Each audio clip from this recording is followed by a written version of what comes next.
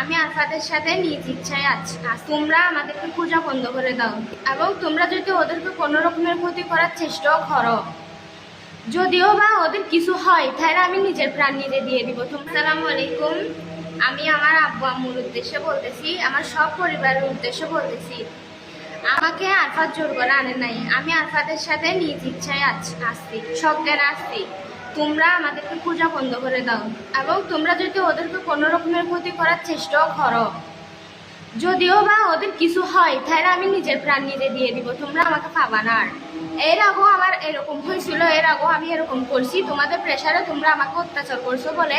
কিন্তু এরপর আবার করতে আমারও দুইবার ভাবতে হবে না।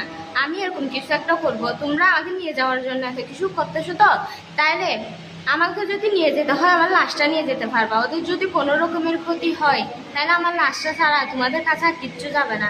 তখন তোমরা তোমার মেয়েকে হারাবা।